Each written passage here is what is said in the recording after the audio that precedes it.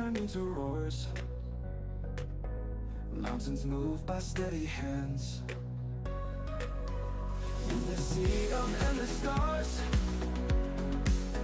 we command and take our stand. Liberty tonight, our anthem, loud and proud.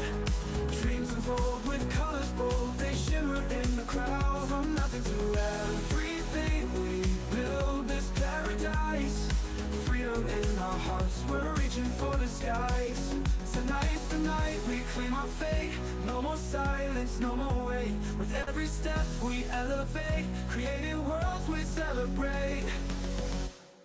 Liberty tonight, our anthem, loud and proud. Dreams unfold with colors bold, they shimmer in the crowd. From nothing to everything, we build this paradise.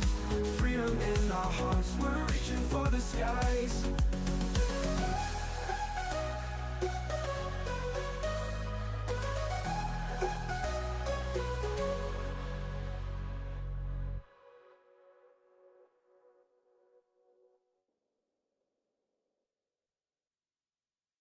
We started with a spark in a world so dark and plain. Now we're lighting up the night, making magic from our veins. Liberty tonight, our anthem, loud and proud. Dreams unfold with colors bold, they shimmer in the crowd. From nothing to everything, we build this paradise. Freedom in our hearts, we're reaching for the skies.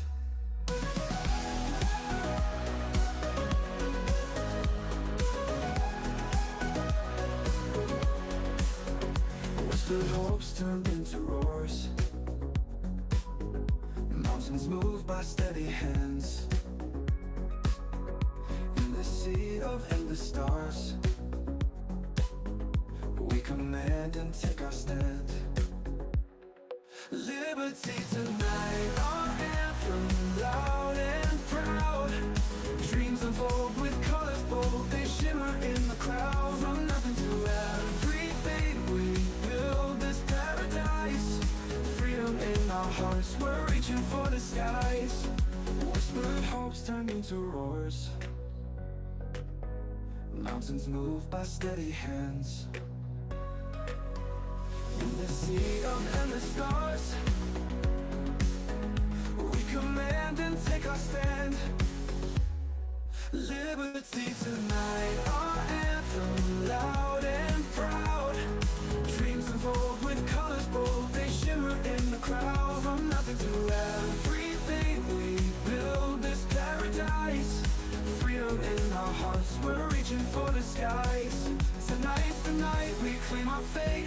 No more silence, no more wait. With every step we elevate, creating worlds we celebrate. Liberty tonight, our anthem, loud and proud. Dreams unfold with colors bold, they shimmer in the crowd. From nothing to everything, we build this paradise. Freedom in our hearts, we're reaching for the skies.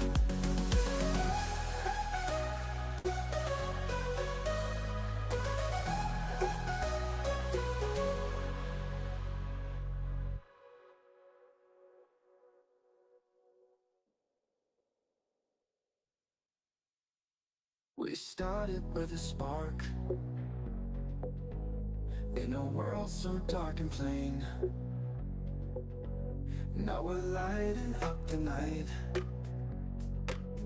making magic from our veins. Liberty tonight, our anthem, loud and proud. Dreams unfold with colors bold, they shimmer in the crowd. From nothing to everything, we build this paradise. Freedom in our hearts, we're reaching for the skies.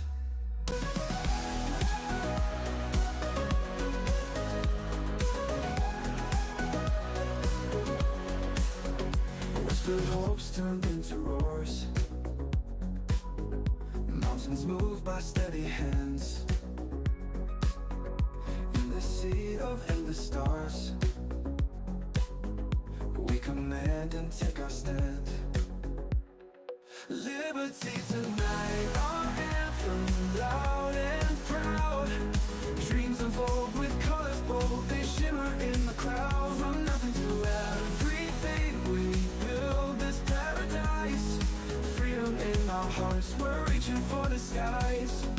Whispered hopes turn into roars. Mountains move by steady hands. In the sea of endless stars, we command and take our stand. Liberty tonight, our anthem, loud and proud. Dreams unfold with colors bold, they shimmer in the crowd. From nothing to everything, we build this paradise. Freedom in our hearts, we're reaching for the skies. Tonight's the night we claim our fate. No more silence, no more wait. With every step we elevate, creating worlds we celebrate. Liberty tonight, our anthem, loud and proud.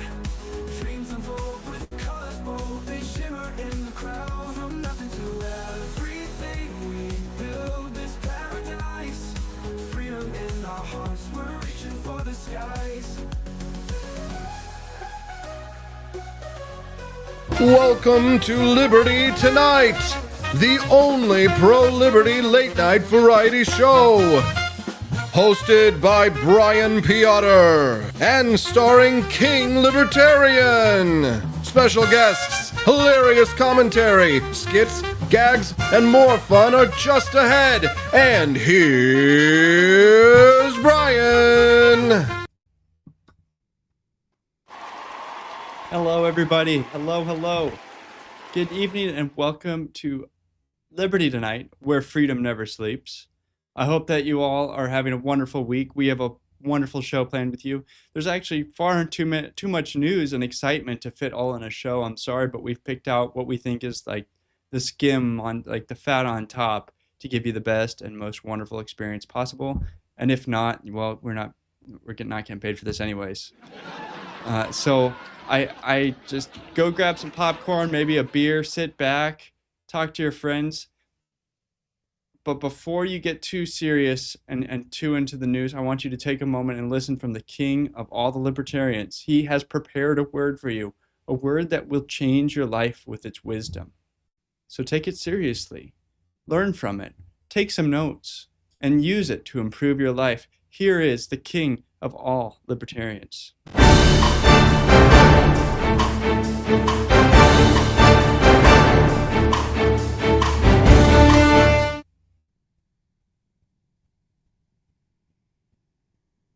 Hear ye, hear ye. I'm King Libertarian, benevolent dictator of libertarianism, slayer of statists, hater of bureaucrats, and all-around badass monarch. Now silence, peasants. The king is speaking. Welcome to an end of an era and the beginning of a new. By the time we see each other again, Donald Trump will officially be the president of the United States. Ho, ho, ho, ho, ho, ho, ho, ho. The resistance to Trump is a sad remnant of its former glory. It's kind of like that guy that sold weed in high school and is still slinging dime bags to 17-year-olds. Maybe it's because liberals have not only fumbled the bag, but they've completely lost all sense of poison rationality. This has culminated in parents giving top surgery to their fully blown wheelchair-bound nonverbal child. Forget taking candy from a baby. They took the tits from a cripple. It takes a pair of brass balls to further disable your disabled kid. Speaking of making disabilities even worse, Bill Burr went on Jimmy Kimmel to discuss the LA fires. It seemed like he wanted to crash and burn harder than LA did, so they wouldn't feel so bad about themselves anymore. You can burn down your house, but you should never burn down your reputation. But people have had enough, and Democrat politicians are on the ropes and under microscopes across the country. Denver's mayor was shouted down at a press conference after 4 people were stabbed in the iconic 16th Street Mall. To which the mayor replied, "Hey, at least we're not Aurora and where Venezuelan gangs take over entire apartment buildings." All in all, rejoice, my subjects. It is the dawn of what could be the beginning of a golden age in America. Enough people are pissed off to want change, but are too lazy to fight and riot, so cultural and informational it is. Meme and satire and mock our way to a better future. The king has spoken. Now back to Squire Brian.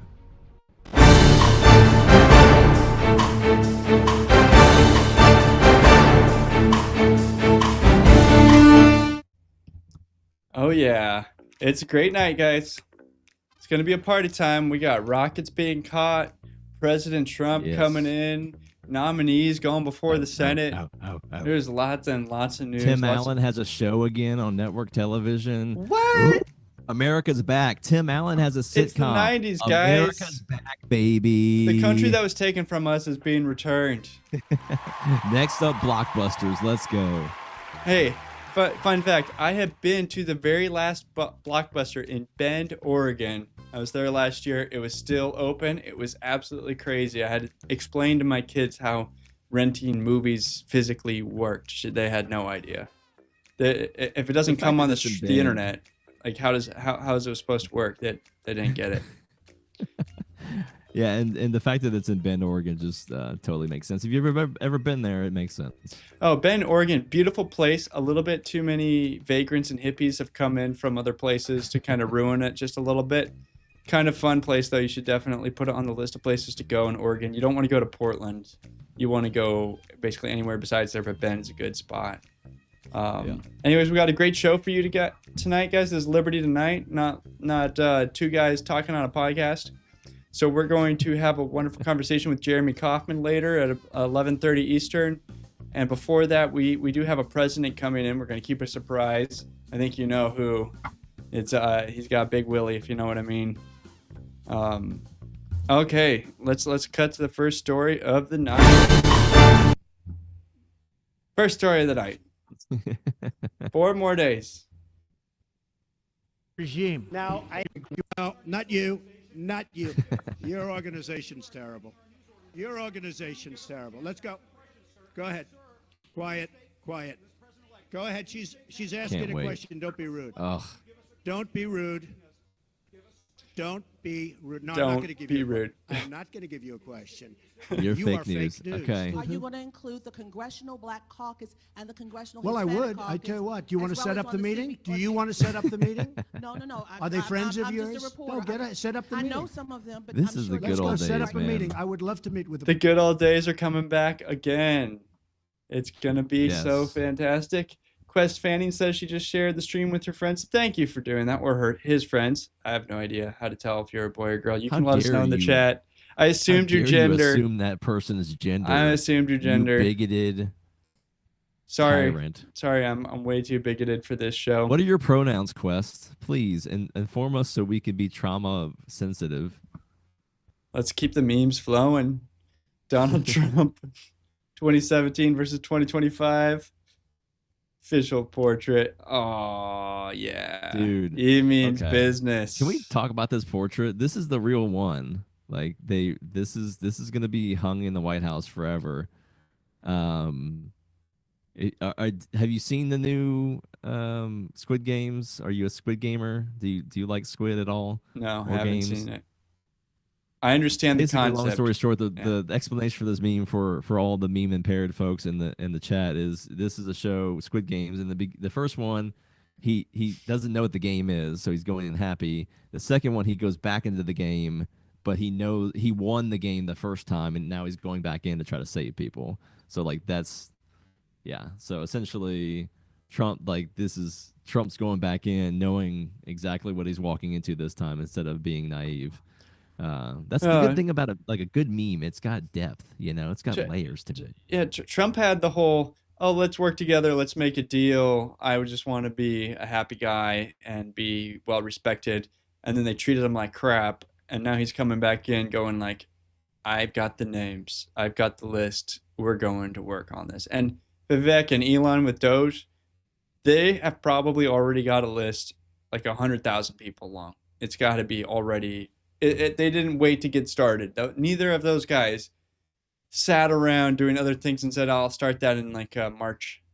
No, those guys got that started immediately. So I expect to see some big things. Executive orders on day one. Okay, but can we go back to his portrait though? And it looks like he's about to tell a ghost story. Like it's like he has a flashlight below his chin, and he's like, "Let me tell you about the deep state. It's very scary, very scary." Yeah, no, I love the portrait. It's ominous and it's perfect. Quest Fanning's a man. Sorry, sir. Sorry, sir.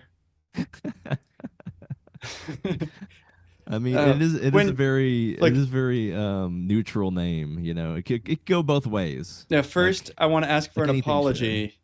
and second, I want to ask you to buy our coffee.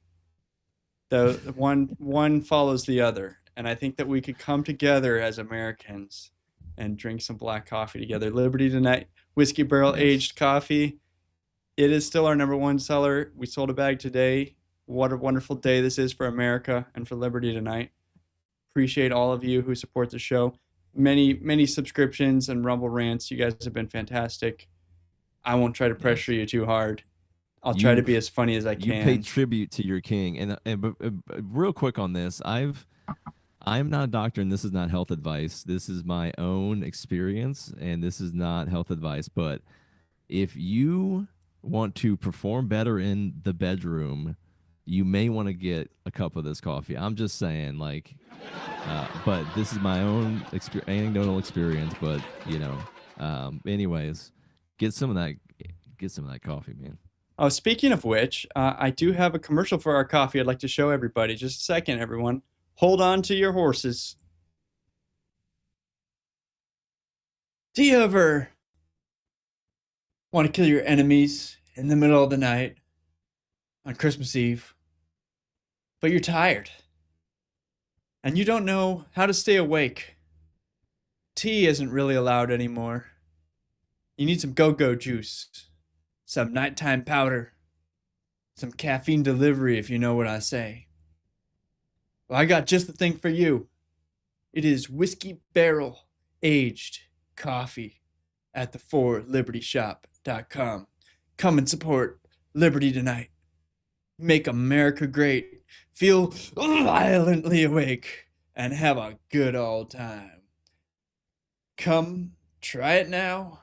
Make America great again. Until next time, stay strapped.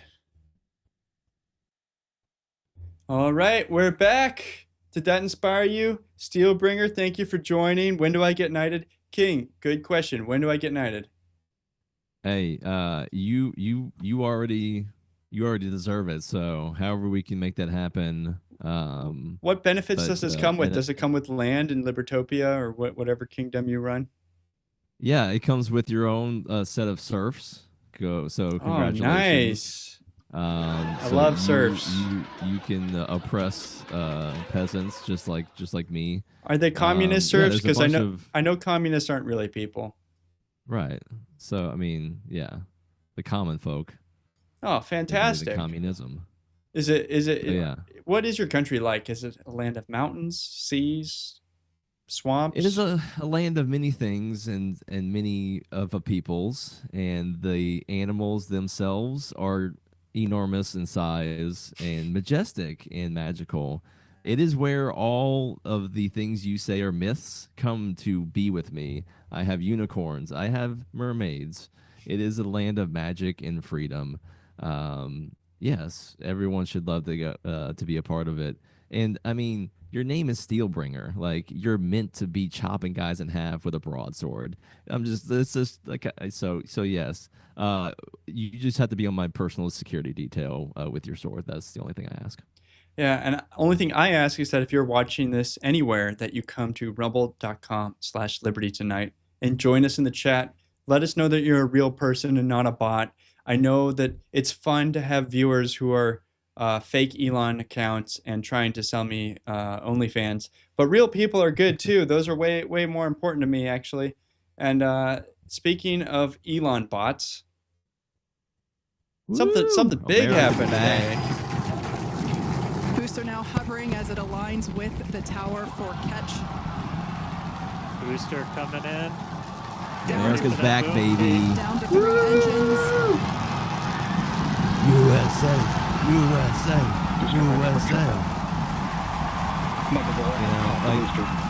This is the kind of shit that I think that people like our parents in the 80s and the 70s, and like when it was the communists versus us, and like I don't know, what do you call it, pride in your country? Like is that what this is? Like I don't know it because I've never had it.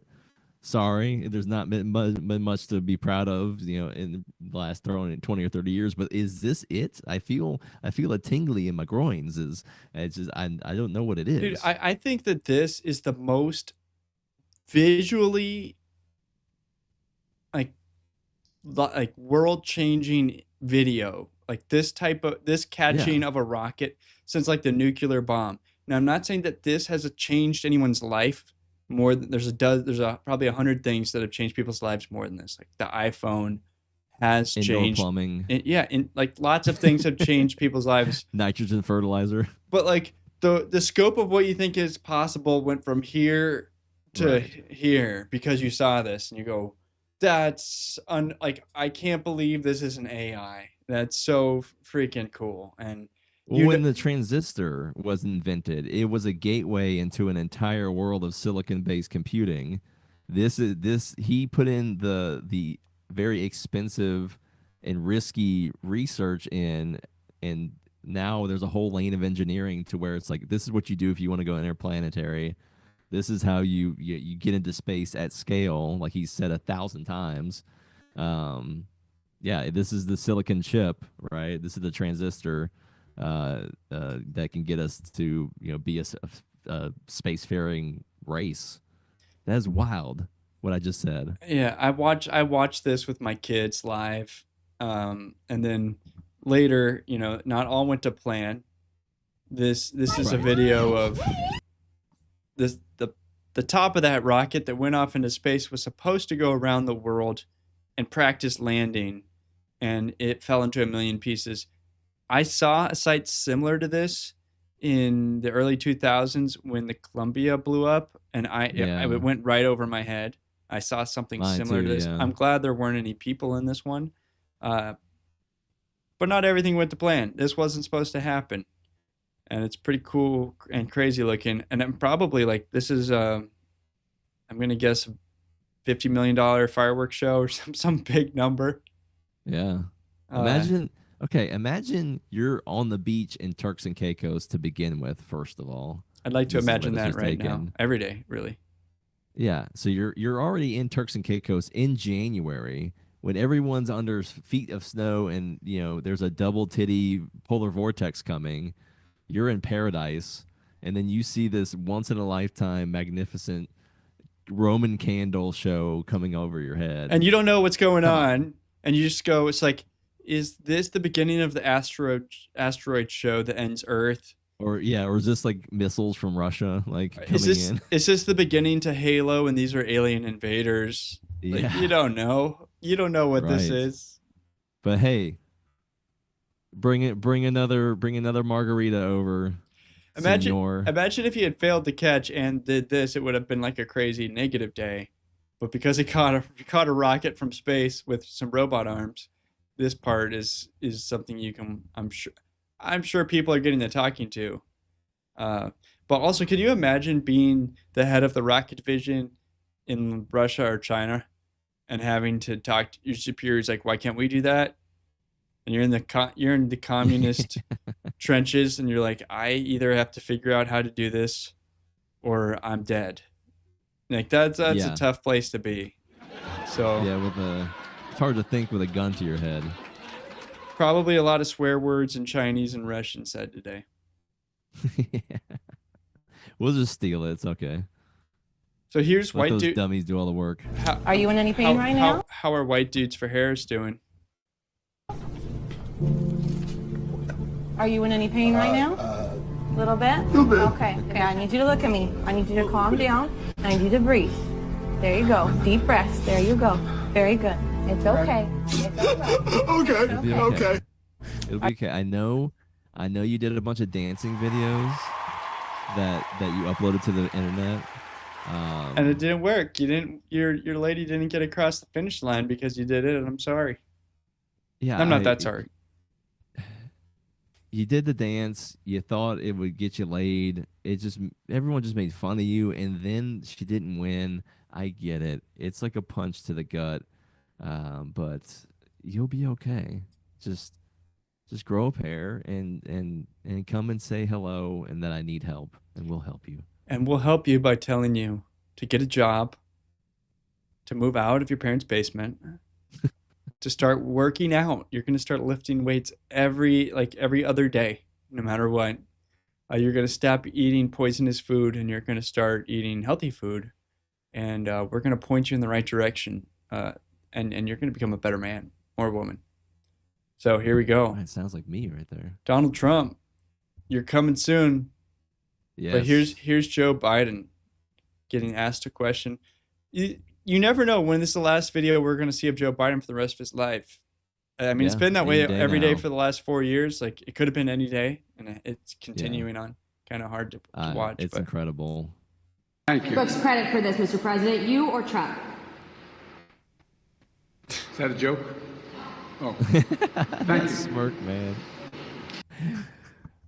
I give it to him. He's a senile old criminal weirdo, showers with his daughter. You know, you don't produce a crackhead son unless you were really messed up yourself.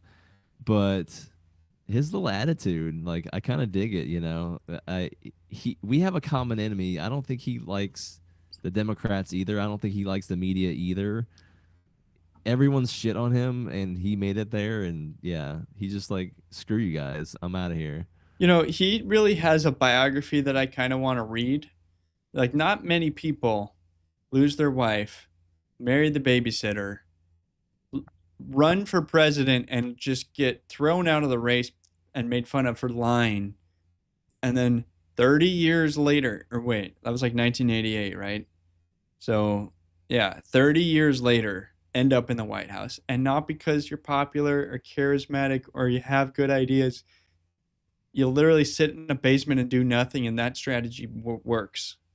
Like, yeah, guys, if he cheated, he's a great American. It's just evil.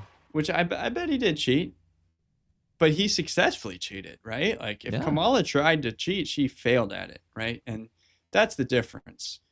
If you're going to go all in, you got to win. Like, you're going to jail if you lose. So I don't know if Kamala tried to cheat, but she didn't win. So, I mean, Joe Biden got to be president, and we're all worse off for it. But, you know, you got to recognize the victory. He got to be one of the 47 presidents, plus or minus, because some people get to do it twice, like Donald Trump. And who's the other guy? Taft? Garfield. Chester Arthur. You let me know in the chat, because I can't Google things right now. Yeah. Come on, nerds. Tell us who's the other one that served 2 separate terms. Yeah, and then don't forget the Civil War presidents for the South. They were presidents too. Yeah, they were presidents of the United States. Just not all of the United States. Andrew Jackson, right? I don't know. No, right. Andrew Jackson was an American president 25 years before the Civil War. Let's not go through Grover Cleveland. Kermode Bear Cleveland. Okay, Quest, he backed him up. We were both wrong. It's Grover Cleveland. It's Kermode Bear for sure. Kermode. Yeah. Sorry. Yeah. Shame on me. The toilet is a Kermode, right? Kermode. I don't know. There are strong rumors circulating that there's a possible divorce between Big Mike Obama and Barack Obama. Speculation is growing as Michelle has already missed Jimmy Carter's funeral and will not come to Donald Trump's inauguration. Interesting. I think that deserves some music. Well, Yeah. So, Hey, Big what do you Mike. think about this? Have you heard anything else? Like, have you seen this out and any other kind of sources on this? Or like, what do you think is true? You know, I don't believe in. I'm not personally supporting their marriage. There are no pictures of Michelle Obama pregnant. Go ahead and ask Grok. Go ahead and ask Google. They don't exist. Not total proof, but all right. Go ahead. You're cooking. I'm interested in the fallout. If they get divorced and it's messy and they start sharing details or threatening to share details with each other and putting stuff out in public, and the things that could come out of that divorce could be spectacular, right? Those aren't really our kids. Those are really like, I would love to find out. You know, these things are secret. Maybe Big Mike makes or Michelle. I'll call her by her favorite name. If Michelle says like some paddleboarding related, snippets out there in the New York Post, like if chefs are mentioned in any divorce papers, mysterious deaths or suicides, why people are naked in 1 foot of water face down. You know, chefs and the Democrats, they have a tenuous relationship. If I was a chef, I would not make a single meal for a Democrat politician ever. I don't care if you came to my restaurant. You're not eating any of my food, you psychos. I don't want to hear anything that you're talking about. I didn't hear anything. I didn't see anything. I didn't cook you a dish. I'm out of here. I'm not that dumb. I don't like pizza parties. I don't like hot dogs. I don't want to see your private island. Please, please leave me alone. I love my kids. I don't know anything about anybody's emails. Yeah, you want to stay safe. Now here's just a video that this is a dog. This is what Barack is going to be missing out on.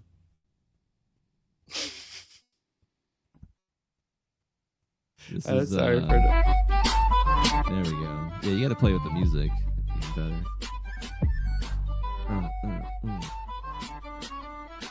Swang, swang. Grabs, swang, swang. Dude, Barack, I'm speculating is a power bottom. But, I guess he's not being a good little boy for her anymore, and it's just time to move on and find a better bottom. This is potty humor, and I will not have it here on the show. We are respectable, and I'm over talking about Michelle Obama, and I do want her to get divorced and to throw all sorts of her blackmail out into public, but that's only for my entertainment value for the show. I want what's best for Liberty Tonight, and so do you. We are where freedom never sleeps. You can get our gear on forlibertyshop.com. We got coffee and hats and sweatshirts and cups and whiskey glasses and so much more. And I can't wait to see what comes next. Well, also, if there's any products you wish I had, let me know. Send us some Rumble Rants, and I promise that the king will read it for money, because he will read anything for money, even if it's potty humor. True. And that's true. Here's somebody else who's also doing this for money, and that is Jon Stewart.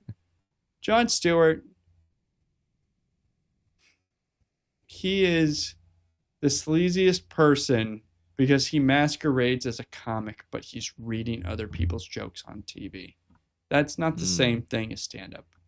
But here, let's see what he has to actually say.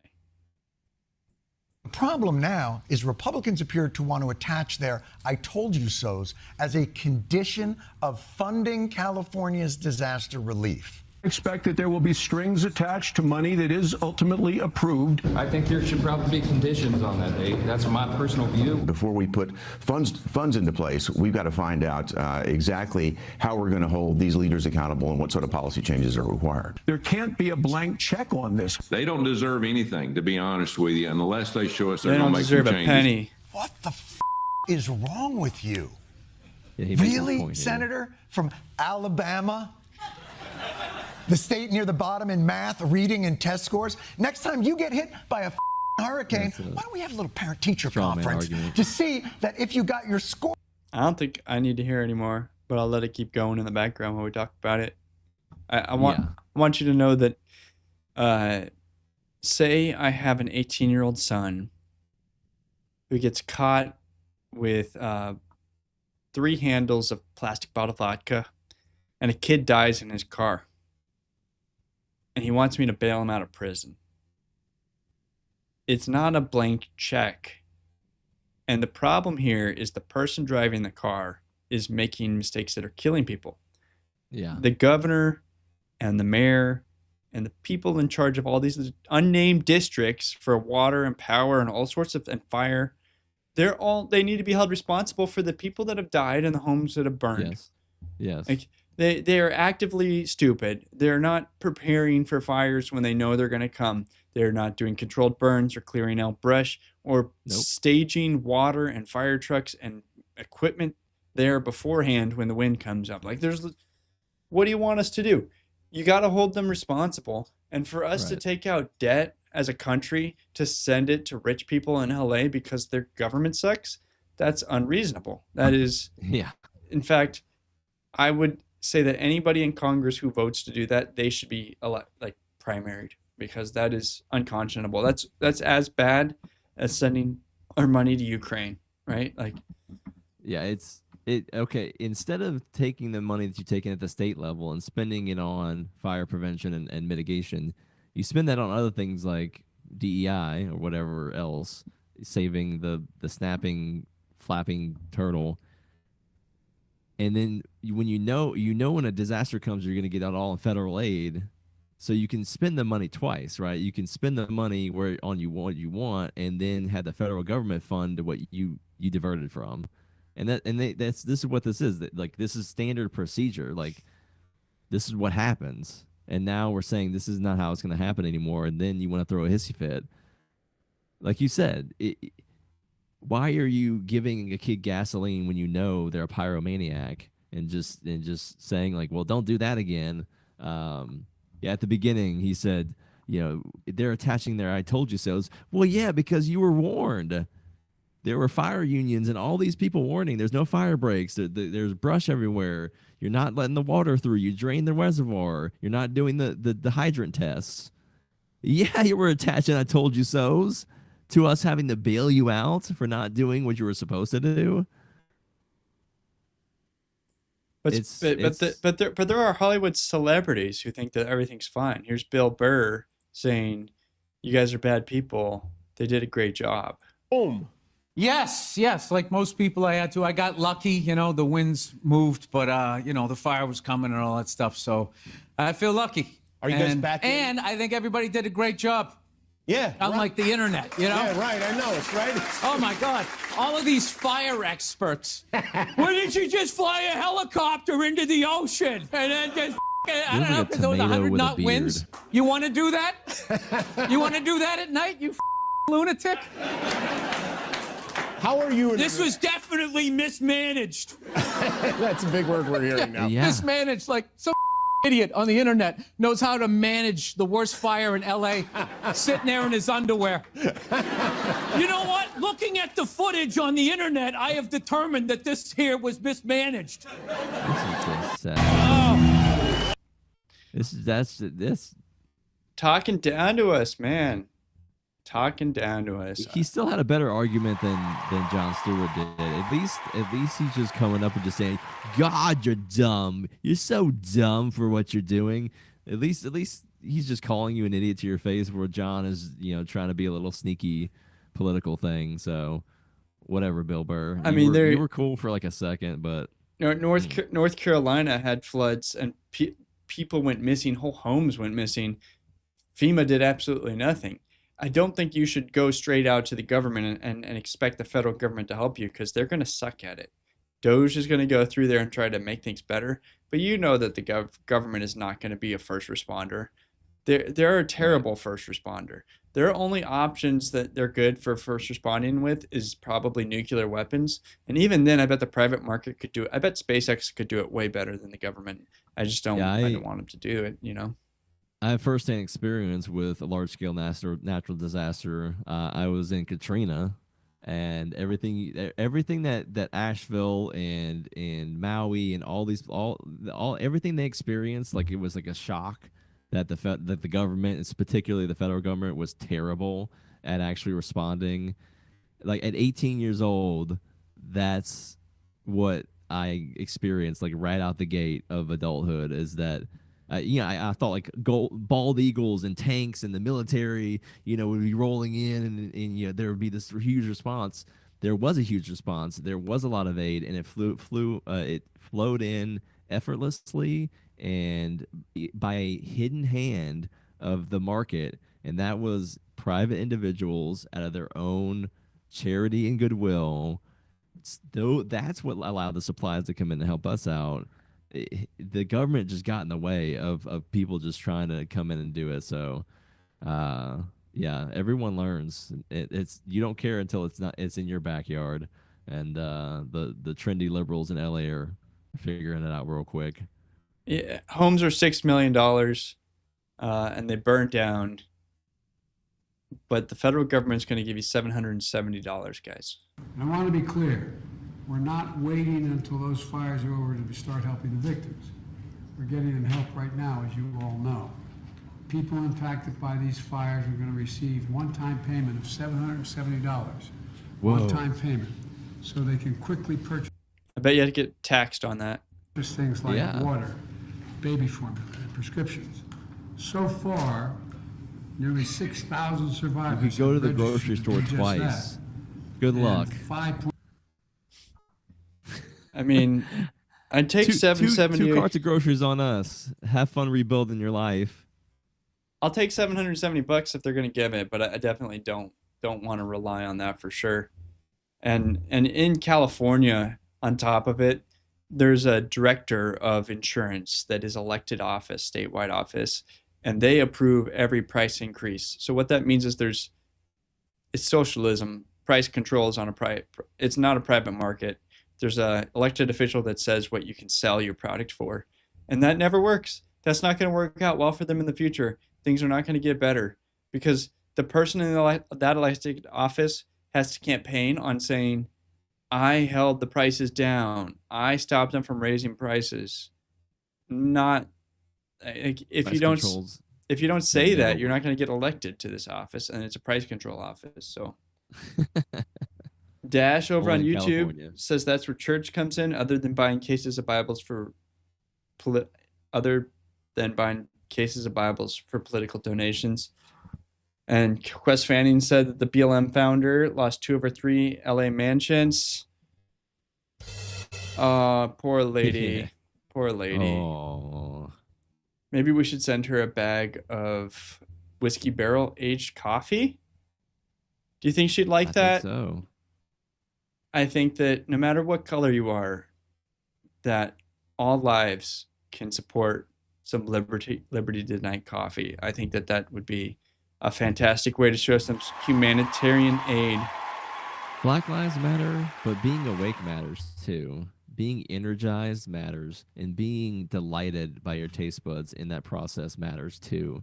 There's lots of things that matter, and you matter to us and how you feel. So, whiskey barrel aged, the finest of materials, from the man that bathes in milk and honey, and in my giant palace, these bags of miraculous beans are everywhere.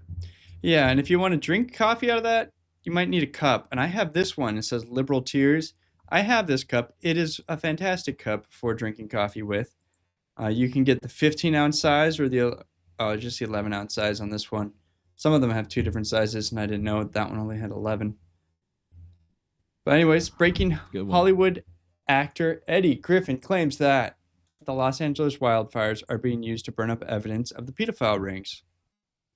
Let's see if that's true. Let's hear what he has to say first. Hello and welcome to another installment of NNN, where we give it to you straight, no chaser. Let's get right to it. LA is on fire. Now, a lot of people saying it's to cover up the pedophile trail, and all of a sudden the water ain't working. And hold on, 60% of the water rights is owned by this fucking couple. What's their name? Yeah, the wonderful company is owned by this husband and wife team. They own pistachio, they own Fiji water. I stopped drinking any of that around the motherfucking globe. Let them motherfuckers go broke. Feeding the pistachios and almonds, all that goddamn water. Meanwhile, people's houses burning down in so hard thirst. to understand. All these sons of bitches. And the regulators who allowed them motherfuckers to own 60% of the goddamn water. Fire them motherfuckers too, goddammit. What the fuck is y'all problem? That is public water. We built the dam that's holding that water and all that shit with taxpayers' dollars. How the fuck y'all gonna sign it over to this goddamn couple? Sons of bitches. Let's pray for the motherfuckers out there that houses is burning down and shit, unless they pedophiles. If they pedophiles, come let that shit burn. Cause I know what you're doing. You're burning the evidence up, sons of bitches, but we still gonna catch you. And let somebody do some research. In the rich neighborhoods, who had already left their house and knew that the fire was coming? Yeah, this reminds me that evidently millions of dollars worth of Hunter Biden paintings were also burned up in his Pacific What a loss. Palisades mansion, his cliffside mansion. You know, it's really weird, like being a vice president's son and also being a lifelong crackhead addict. Those two things together, you just don't automatically think mansion Palisades. Like, you think in the gutter, like on the street, living or in a crack house, or maybe he can keep it together and keep a 1-bedroom apartment in the industrial district of town, but he's a multimillionaire that has a multi-million-dollar mansion and a decade of Pacific Palisades, and like a decade-long pardon just in case. Right? Is none of this weird to anybody? That it's weird to all of us. Like, we're all like shaking our heads together, but it's strange, correct? Like, a vice president isn't supposed to be like making that much money. Millions of dollars of Hunter Biden's art. I don't think he's ever produced millions of dollars of art in his life. That is a tax scam right there. That guy's going to claim a loss on something that was a payoff anyways. I'm going to pay the president off by buying his son's art for $2, $5, $10 million. They probably wish they could burn it anyways, right? Like, they didn't want this art. Yeah. So there is some good news though. We have a president coming up at the top of the hour.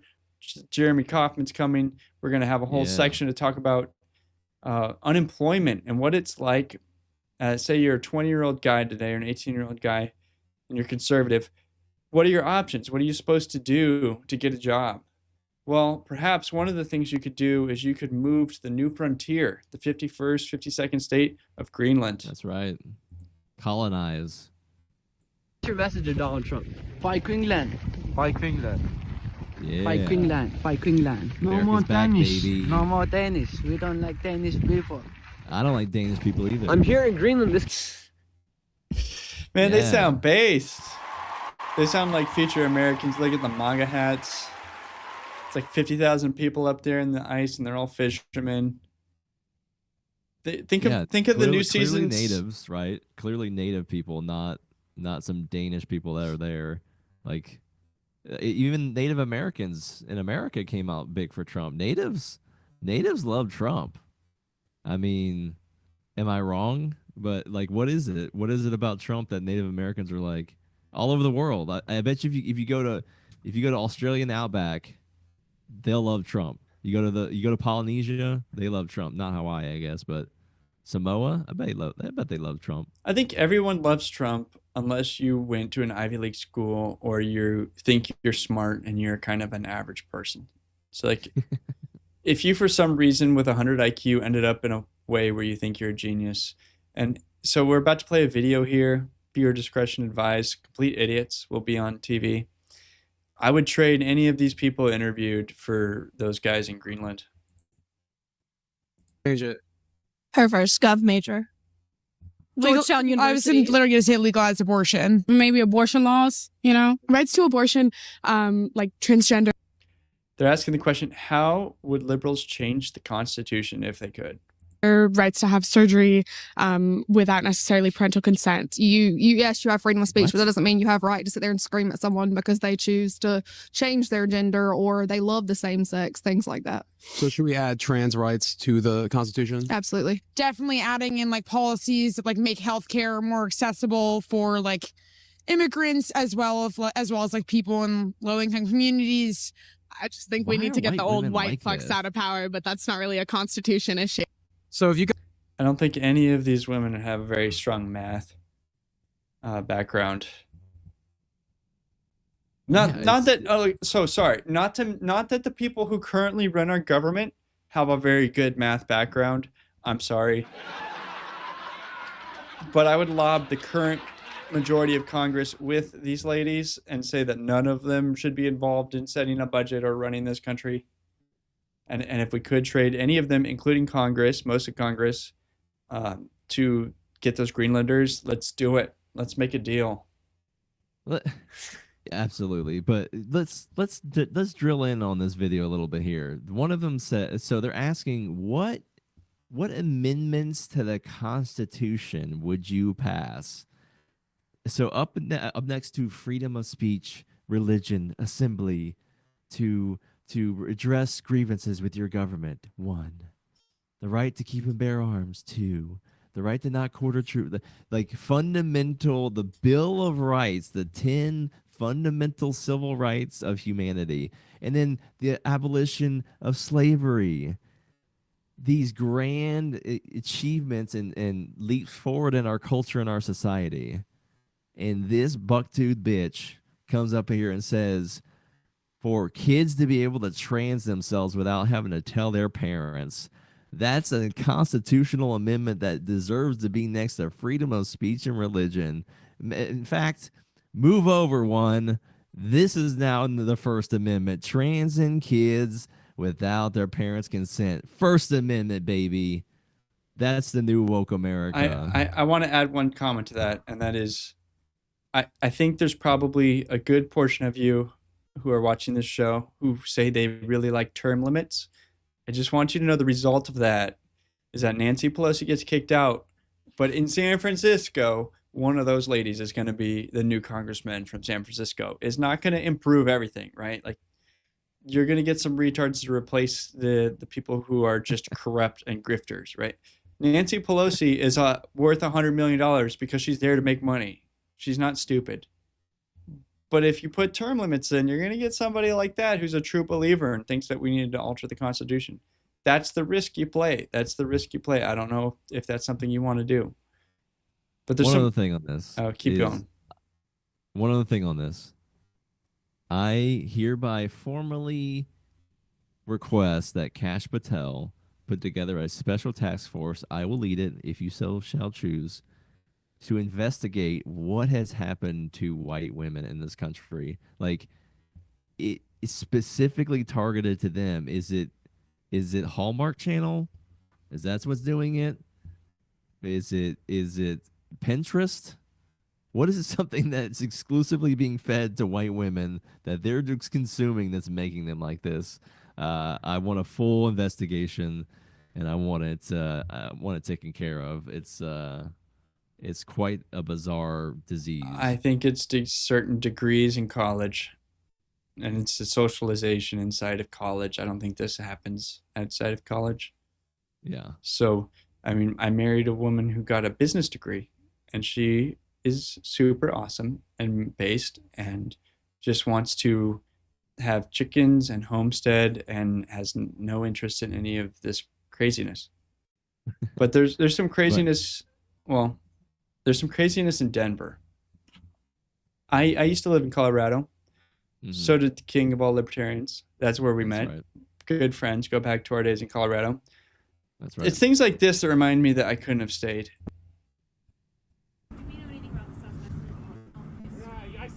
It's getting heckled.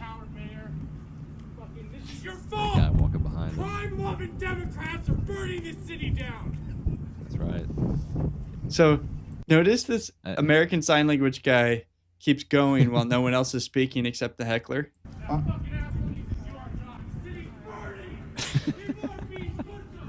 I'm sorry, Khalil, can you repeat the question? Yeah, that's what really made this even better. Yeah, the sign language guy was signing this guy, telling him to F off, and that his shitty policies are ruining the city. Yeah, I think I saw what was butchering people, because the guy says you're butchering people. And I don't know if there was like a stab motion he made or something like that, but I never know when these people are legit. He could be legit. I don't know American Sign Language. He could be making this up and just forgot to stop. But I don't know. I don't know. If anyone out there is fluent in American Sign Language, please let me know. I did read a book about it once, about the history of it. Didn't teach me the language, but I did learn that it was actually a French school for sign language, where one American went over there to the sign language school in France and brought the language back. And what that means is American Sign Language and the French Sign Language are actually more or less the same language, and they can speak to each other. Yeah. And then England has developed its own sign language separately. And so Americans and British people couldn't speak to each other in sign language, but the French and Americans could speak to each other in sign language, because it wasn't the same sign thing. Language with the French and verbal written language with the English. I know that's the way it was when it started. I don't know how things have moved on since then. And really, there's no reason to be deaf anymore because of cochlear implants. Everybody can at least... They're proud of it.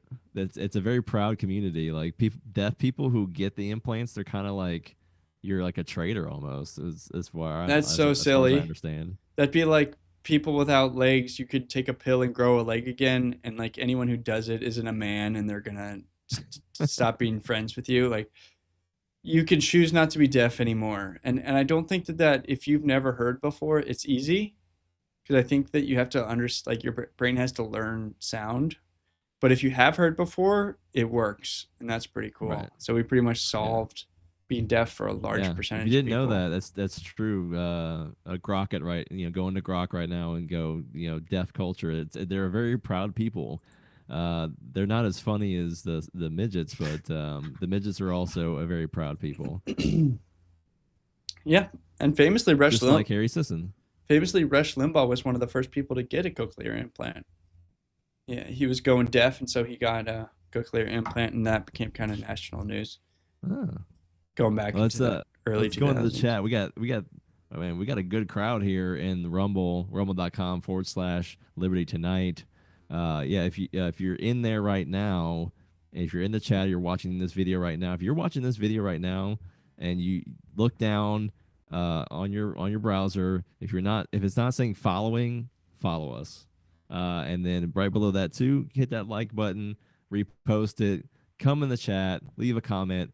Share it with your friends and family. We've been doing this a couple months now, so we're getting some really good traction. Got a good group of folks that are really good fans of us, so we really appreciate that. I am King Libertarian on X, and then Brian at Brian_Piotr, and we're part of the For Liberty Network with Austin Peterson, which I'm sure you all are aware of him. If not, he is the guy that likes to wear old-timey hats. It has his show, Wake Up America, at 7 to 9 a.m. Central Standard Time every weekday morning.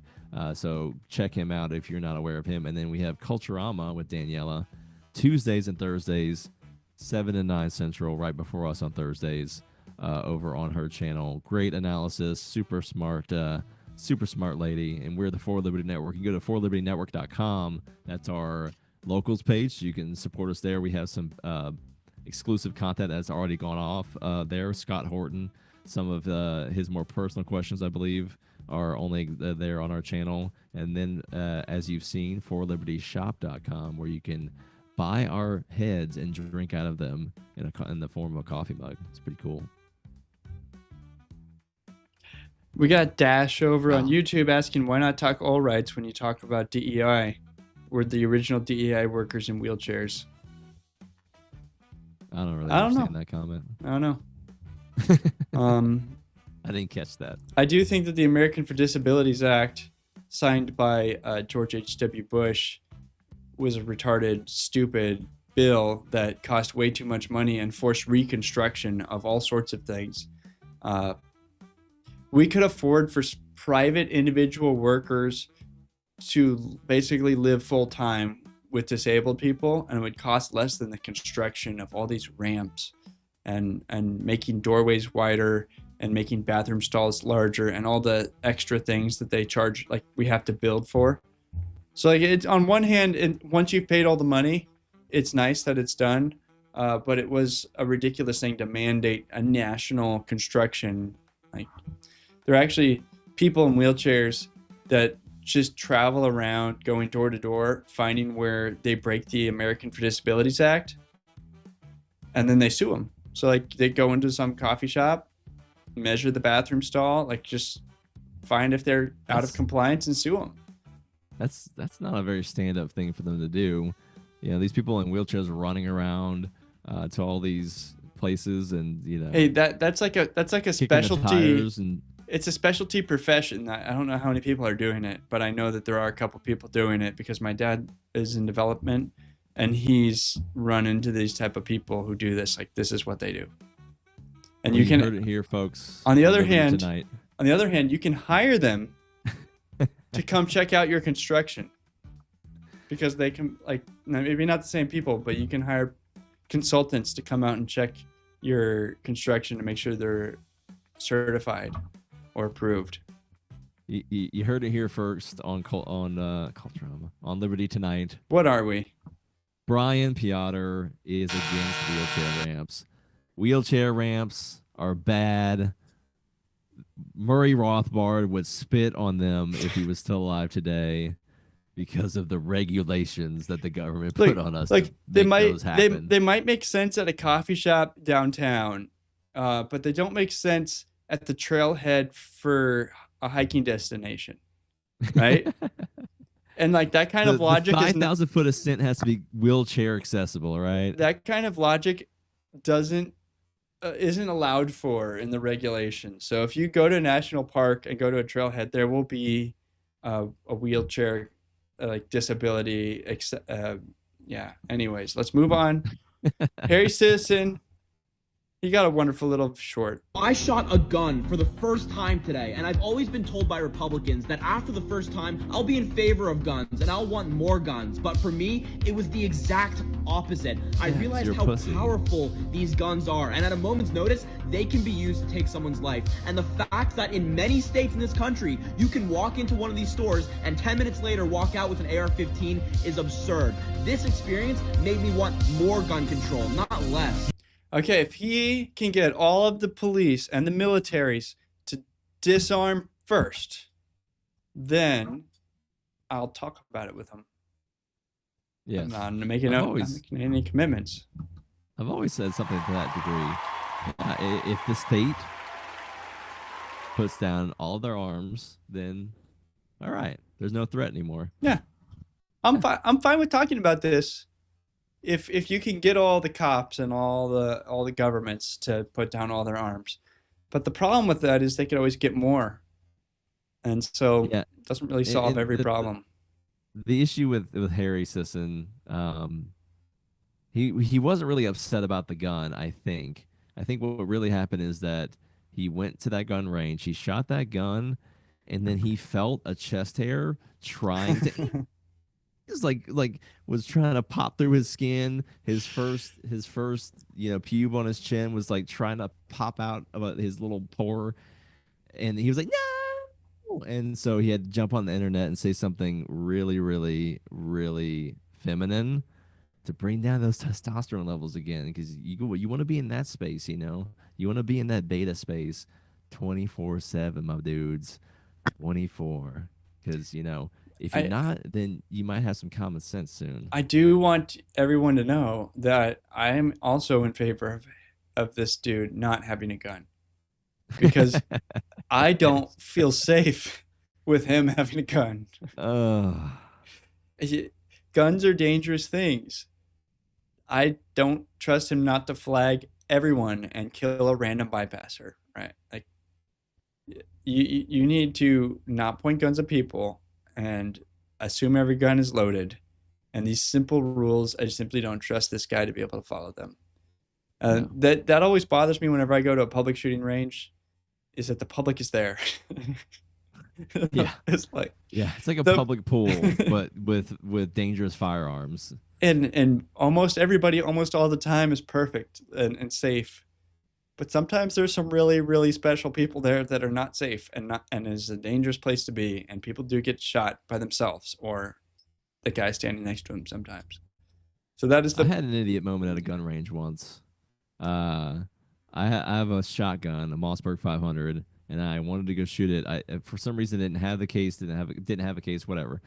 So I have a big duffel bag, like a big green military one. So I just threw it in that. I walk into the gun range, and showed him what I was wanting to shoot. He was like, "Don't ever come in here with that bullshit again.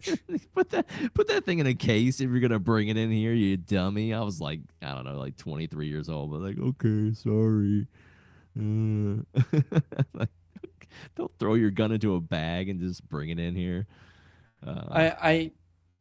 You're not supposed to touch a gun when people are downrange. Right. And I was probably 8 or 10, and I touched the butt of a rifle that was hair trigger and went off. Whoa. And there were people downrange, but it didn't hit anybody. But that has freaked me out forever since, like, to be the most Nazi on this rule of anybody there. Like, you do not go near the guns. Give it lots of space when people are downrange, because it shouldn't have gone off. But if someone had died, so you can't bring people back. So it's no excuse. There's rules. Long story short, don't give a weapon to that sissy boy. Yeah. Now here's a really funny clip to leaven the mood a little bit. Tell me if you think this is real, chat. Mr. Hegseth, are you attracted to obese Hawaiian women with a below normal IQ? No, Senator. Mr. Hegseth, are you aware that I used the potty all by myself today? No, Senator. Mr. Hegseth, you seem to be pretty fertile. If confirmed, would you commit to putting a baby in me? No, Senator. Mr. Hegseth, are you saying under oath that you refuse to impregnate a portly Hawaiian retarded woman, even if she can use the potty all by herself? Mr. Hegseth. So Pete Hegseth is the Secretary of Defense nominee who is expected to get enough votes. This lady won't be voting for her, but I love how AI is improving the world. And before we comment on Hegseth, let's do these two movies. Here's the summary of his hearings. His confirmation hearing. I got a whole list of them. Oh man, poor guy. He's got to understand that the Karens are not happy with him. And he should expect some angry worded letters. I love this meme already. He's just resting his eyes. I'm just resting. Yeah, Quest Fanning says Trump's going to get his whole cabinet confirmed. I really hope so. I really, really do. I expect some opposition on at least a couple of them and at least one or two to fold. But I hope it's none of the big ones. Yeah, I mean this one's probably the toughest one, right? Like out of everybody, this is probably. Oh, I bet RFK is going to have the most trouble. Oh yeah, he's definitely going to be the worst. I haven't been watching these, but I think I'm going to watch RFK's. I just want to see him. You know, if I don't follow his work that closely, especially before COVID, but the dude's going to be prepared. I think he's going to come with receipts. Because he's been a Democrat his whole life, he already knows what they're going to ask him. They know what he's thinking. He's got their number. He's got their playbook. He was their offensive coordinator. It's like, and then mid-season you went to the other team. Like you know it all. You know what Big Pharma's going to ask you and accuse you of. We take the responsibility there are a lot of these. very seriously, and we will work with you. I'm equally distressed. You would not meet with me before this hearing. They're all so good. I wanted to see them all. They're all like 10 seconds. The responsibility of they're all the same. You want to hear the most annoying sound in the world? No, these two together. That's now they have surpassed Dumb and Dumber as the most annoying sound on earth. Oh, it's beautiful. Yeah. So Pete, and then RFK. Man, RFK is gonna be. Oh, we're running late. I'm getting dinged. What? We're getting phone call. Hey, why don't you go do a bathroom break? Okay, you good? I'm gonna answer this. Hey, Big Willie, you there? Oh, hey there, Brian. How are you? I'm great. I'm so sorry to be late. I hope that Hillary's not gonna give you a hard time. Oh no, man, Hillary. She's knocked out already from all them quaaludes she was taking earlier. Yeah, she's already gone, man. This is Big Willie time after 9 p.m., baby. So Bill, I'm so glad you could be on here so I could ask you some really important questions. The inauguration's coming up next week. Who do you want to be sitting next to so you can scope them out? Maybe some eye candy? Oh, so I've been watching them their confirmation hearings, and you got the Hegseth up there, and then you got Pam Bondi. These people look like supermodels.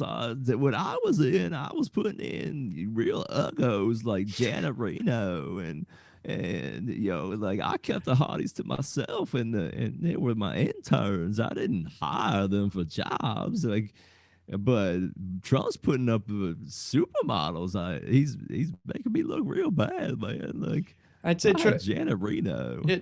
Trump has brought a very attractive force to Washington D.C. that has always been, outside of its sphere. Are you gonna think about getting back into politics because of that? I might have to, man. It's crazy. I might be a little bit bisexual coming up in there with how hot all these people are. No, I'm just kidding. Just kidding there, Brian. But you got to stay out of those Senate confirmation rooms. Like those got to stay off limits. You'd get caught for sure. You never know when someone's got a GoPro, I guess. I wonder if there's still the same sauna rooms that that only if you know what I mean, man. I do not know what you mean. I read an article that said that when Trump was in there, they were popping pills like candy. So, in my day, it was blow, but cut up a couple Xan bars and let's get going. Yeah. So between you and me, we don't have to share this with the audience. Do you think the Democrat Party is going to be able to live through the next 4 or 8 years? Like, will there be a contender in 2028? No, man. I think it might be me. I mean, they might have to dig up Jimmy Carter. I don't know what they're gonna do, man. Because Hillary, she's not doing too good these days. So. She's running out of people to get rid of. There's no one left on her team. They're all gone. So she let Obama use her chef, and he's gone. So yeah, I don't know, man. The Democrat Party is pretty cooked, man. Now, Bill, this brings up something. Michelle Obama and Barack Obama are possibly on the rocks. You have held together a sham of a marriage for decade after decade. Do you have any advice to them on how they could follow your example? Well, the problem is that Barack is actually in love with her, and I don't have that problem, man. So I don't know what to tell you, man. I just let it slide, baby. I'm Slick Willie. She lets me do what I want to do. We don't get each other's hair. Yeah, do you guys even talk to each other? You just share messages through, your people. We now currently communicate via pigeon. So that's the level we're on right now. Oh man, well, thank you so much for coming on the show. Is there anything you want to share with our guests before I let you go? No, man. I'm gonna be doing a comedy tour here in the next couple years, so I look forward to that. I'm gonna call it "Hanging with Hillary." All right, I'll talk to you later, man. See you later, Slick Willie. Talk to you soon.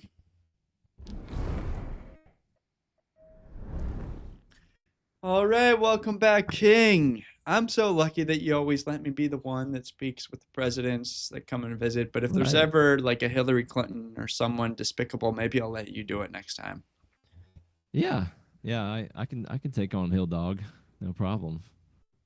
Yeah, well, I think what he said is pretty true. It's like he thinks Barack loves Michelle, and that's the problem in keeping the thing together. Yeah. Yeah. That's why they're getting a divorce, because he's all in his feels and he is not. Yeah, Steelbringer's saying that the Bill Clinton impression really gets him. I'm not sure what he's talking about there, but definitely I Yeah. appreciate Bill Clinton for coming on.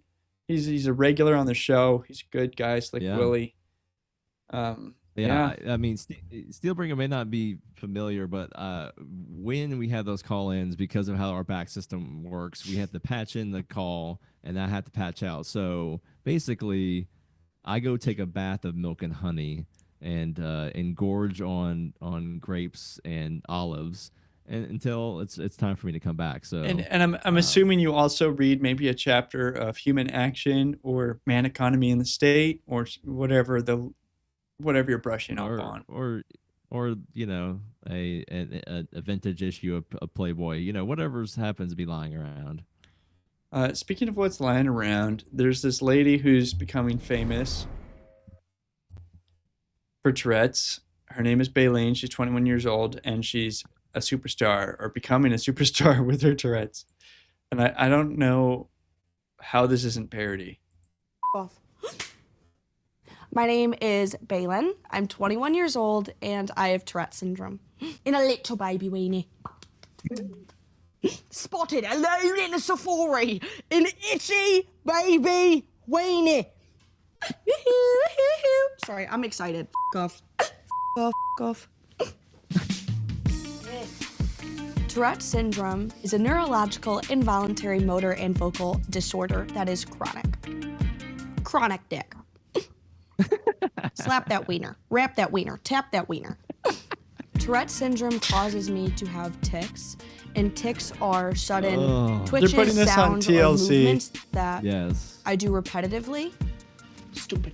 Well, to be fair, there's 900 When pound I get sisters the- and quadruple mom, so you know, bring it on. This lady could be messing with us. I have no idea. I saw her, you know, a while ago on TikTok. She's huge on there. That's how she got to this point to be able to. But I think it's genuine.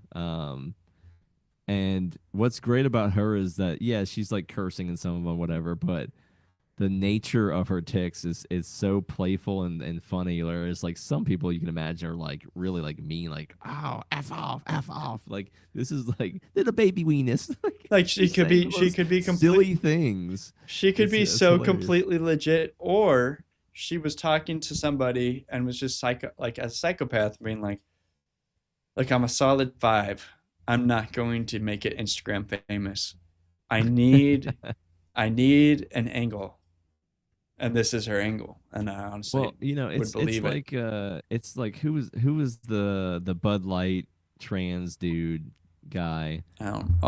Dylan Mulvaney. Mulvaney. Yeah. Yeah. So I still contend that he is grifting.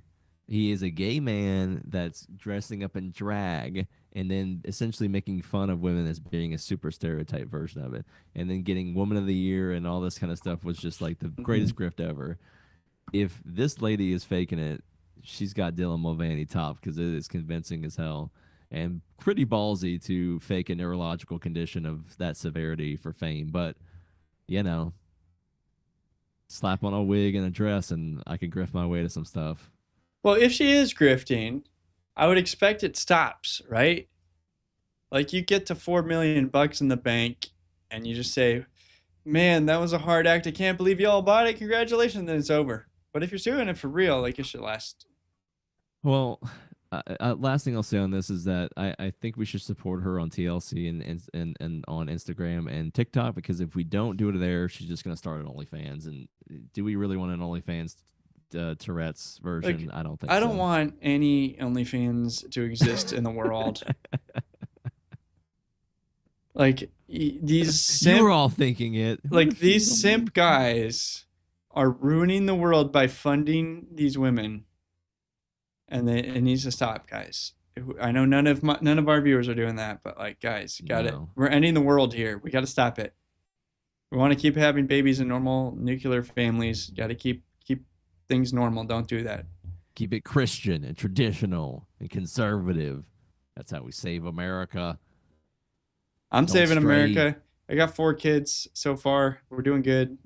Here's Marco Rubio. He says it's a dangerous delusion to believe that all mankind was destined to abandon national sovereignty and national identity to instead become citizens of the world. The bipartisan consensus. I support you. And this on consensus this. was that we had reached the end of history, that all of the nations of the world Right, would now can you become pause it? members of the Democratic. He specifically says that these people say this is the end of history.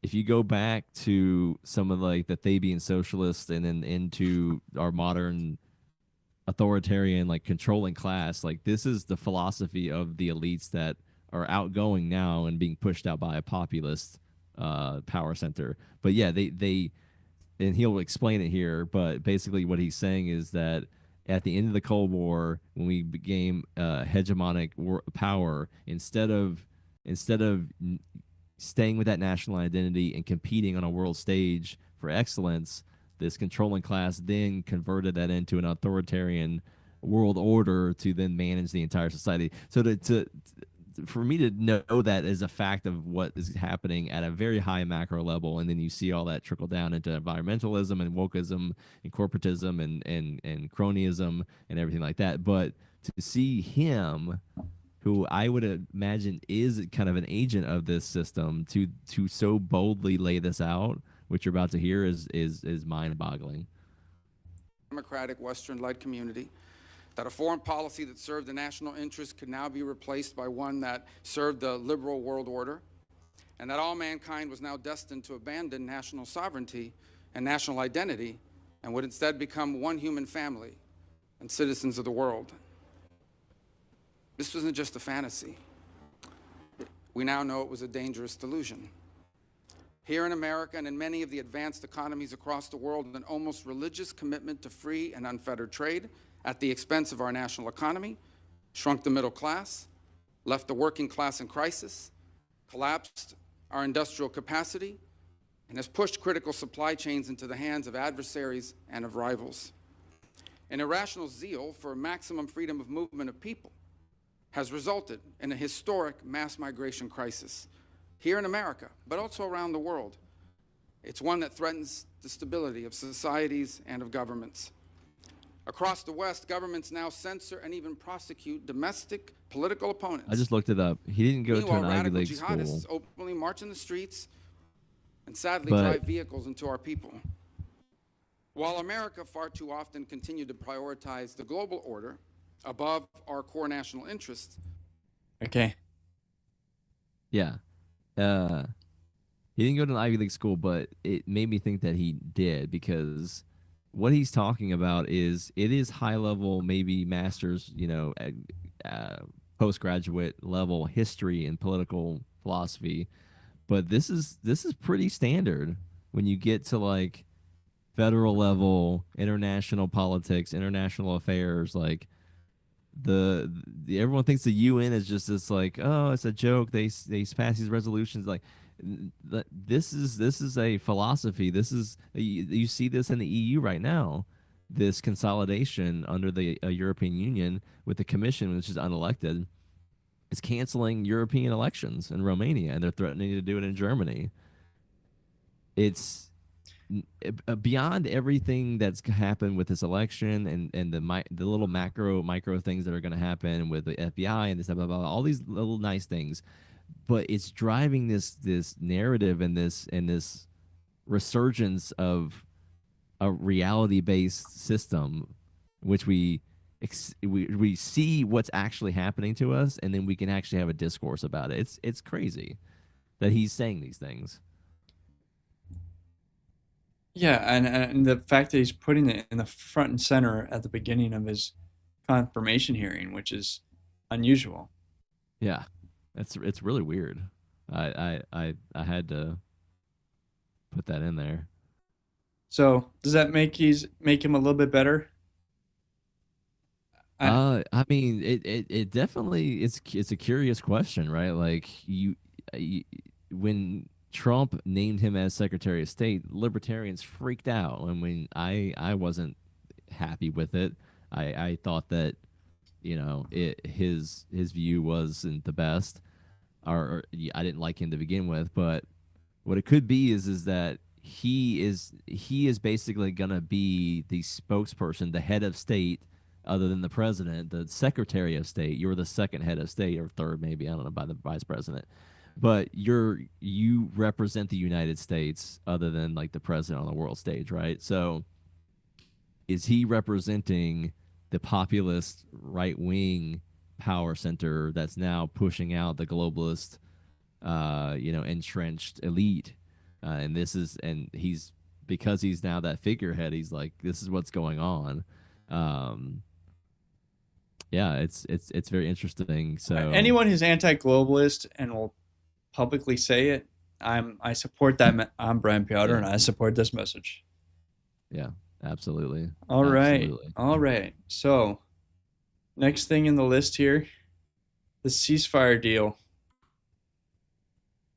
Chaos at Blinken briefings. Sam Husseini and Max Blumenthal dragged out screaming. Things got heated as Secretary of State Antony Blinken final press conference. Okay, so you are hurting me. I am asking questions after being told by Matt Miller that he will not answer my questions until I'm asking questions. Yeah, this wasn't the point of the May 31st statement to block the ICJ orders? You blocked the ICJ. At the end of Biden's term, this being Blinken's last press conference, right? I think that's what they said. Yeah, he said at the end of it, unless something happens. What's that? He said at the very end of it, this is my last press conference unless something happens. Like, right. Okay. Yeah. I hope nothing happens. Yeah. I mean, you hope something happens so you can declare martial law and keep Biden in office, just like they did in Ukraine with Zelensky. But yeah, for these types of spectacles to continue to happen, it seems like every day it's a logarithmic increase in just craziness. Man, this presidency has been a train wreck. Yeah, and on good news though is we have a deal of some kind to let hostages go, and I don't know the details of that, and I don't remember if it's later in our stack, but this is a good day. Like, overall, we're going to see this administration leave. Congratulations, everyone. Mr. PYG is asking when Jeremy's coming on. We're going to play the pre-recorded interview here in like 3 minutes. And we're going to talk about the subject afterwards when we come back about, what's it like to actually get a job in today's market? Is it more competitive? Is it more difficult? Like, how would you do it Yeah. So anyways, from there, I do want to get one more story done, but go ahead, King. No, I'm looking forward to the conversation. Yeah, Jeremy's a cool guy. I try to troll him a little bit on X and he ignores me, but that's okay. I'll get him one of these days. Yeah, I wanted to add this meme. It's very short. Checkmate libertarians. So a lot of my friends are libertarians, and I'm always arguing with them. Hey guys, if no one pays taxes, then who's gonna stop the fires? Who's gonna stop all the violent crime? Dummies. And then the LA fire happened, and the fire department didn't stop the fire because I guess they ran out of budget for water, and the police didn't stop the looting because I guess they didn't want to get near the fire. And so I guess I lost that argument. My bad. So a lot of my Woo! Libertarians win again. Guys, the government didn't do a very good job. And I have to just say, the guy who's making this video is obviously satire, and he's probably libertarian himself. But why do you have to look so much like one? You got the mustache and the long hair, I'm a Republican now. I should probably get a red tie. I definitely am a political. I align with George Washington. That's what I am.